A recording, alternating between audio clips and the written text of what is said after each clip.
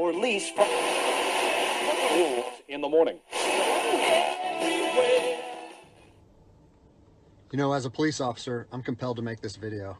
I've been in law enforcement for 10 years, and I'm speaking to my peers, other fellow officers, people in any kind of law enforcement position. I've seen officers nationwide enforcing tyrannical orders against the people, and I'm hoping it's the minority of officers, but I'm not sure anymore, because every time I turn on the television, every time I look to the internet, I'm seeing people arrested or cited for going to church, for traveling on the roadways, for going surfing, opening their businesses, going to the park with their families, or doing nails out of their own house, using their own house as a place of business, and having undercover agents go there and arrest them and charge them with what? With a crime? I don't know what crime people are committing by doing nails in their own house, but we're seeing this more and more and more, and we need to start looking at ourselves as officers and thinking, is what I'm doing right? Now, I want to remind you that regardless of where you stand on the coronavirus, we don't have the authority to do those things to people just because a mayor or a governor tells you otherwise. I don't care if it's your sergeant or your chief of police. We don't get to violate people's constitutional rights because somebody in our chain of command tells us otherwise. It's not how this country works. Those are de facto arrests. You know, we're violating people's rights and taking money from them, or even worse, arresting them and depriving them of their freedom when they are exercising their constitutional rights. So let's talk about that. Let's read something right here off of the Declaration of Independence. All men are created equal. Among these, we have the right to life, liberty, and the pursuit of happiness. That to secure these rights, governments are instituted among men, deriving their power from the consent of the governed, meaning our power and any government official's power is derived from the people. Okay? We don't hold power over our citizens. It's contradictory to everything that our country stands for. And this is what I'm seeing. First Amendment rights, telling people they can't go to church, freedom of religion. Okay? Telling people they can't protest, freedom of assembly. Fourth Amendment violations, illegal traffic stops to check for papers. What are you, the Gestapo? Is this 1930s Nazi Germany? You don't get to stop people unless you have reasonable suspicion or probable cause that they have committed a crime. And I know people that have personally been stopped saying, we want to see papers showing that you're essential. David 2, copy a phone call. That is not how our job works, okay? What really has been pissing me off lately is the fact that these officers that are going out here and enforcing these tyrannical orders, what they're doing is they're making my job and my safety, or they're putting my job and my safety at risk. Because what you're doing is you're widening the gap between public trust and law enforcement officers. And what that's going to do is it's going to, I mean, look at what's happened to law enforcement in the last 10 years. Less and less public trust, and more often than not, that is a result of isolated incidents that get blown out of proportion. They're not isolated anymore. They're happening every single day. And the thing that I want you guys to realize is that our power that we hold as law enforcement officers, it's nothing more than a facade. It's a badge and a gun. And people, you don't realize, if you haven't lived in anarchy, if you haven't seen combat, things can be stripped from people in a heartbeat. And that's what I'm afraid of. I'm afraid that these actions are going to wake a sleeping giant, i.e. the American people, okay? They are going to be put in a position where they won't have their rights trampled anymore. And us as law enforcement officers, we'll have our ability to enforce the law stripped from us in about 10 minutes, okay? I think what is going to happen if this continues is we're going to see bloodshed in the streets, okay? I don't want to see bloodshed in the streets on either side of this coin. I don't want to see fellow officers get injured or killed, and I certainly don't want to see citizens get injured or killed.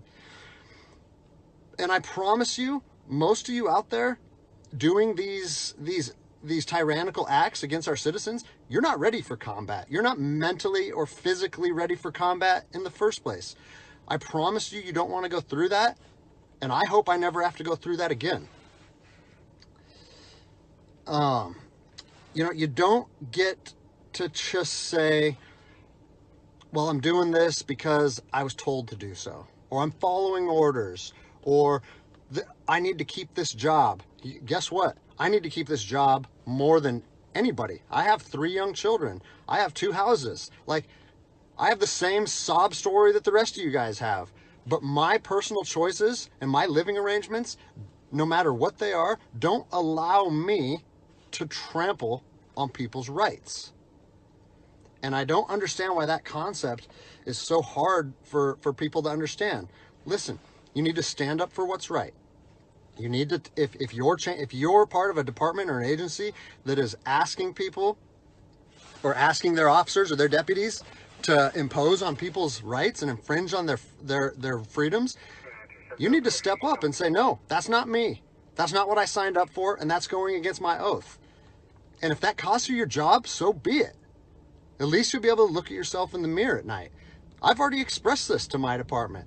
And luckily for me, I come from a department that I feel like my chain of command shares my view, but I don't care what department you're part of or what your chain of command thinks. You don't get to trample on people's liberty. And so, you know, as a special operations veteran, I've fought on the streets of Iraq under the U.S. government's guise of freedom. And I'm telling you what, the American people are going to be, you are going to wake a sleeping giant, and they are going to fight 10 times harder for their freedom on their soil than anything you've ever seen before. And if that's something you're willing to face, then keep trampling on people's rights. But I promise you, the American spirit of defiance is going to rise again, and it's going to be a big problem for our country. So I'll leave you with this, something that I learned as an E-nothing in the Army. No matter what situation you're put in, if you look inside yourself and ask yourself one question, am I doing the right thing? You ask yourself that, you know the answer. And no amount of money or no order or law or anything should be able to make you go against doing the right thing. So I'm imploring officers to look inside themselves and ask themselves, is this what I want to be doing to my citizens? And I think the answer is clear. And if we all stand up together, guess what? It'll be a non-issue, no factor, because people and law enforcement will be united like we should be.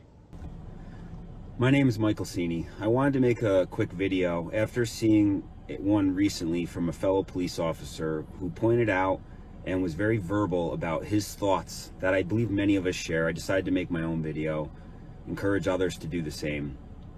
What we've seen in recent months is none other than what I believe is going to be viewed as one of the biggest power grabs in American history. We've seen the Constitution seemingly suspended and constitutional rights of citizens tossed aside under the guise of safety and security, something that we've seen before as well.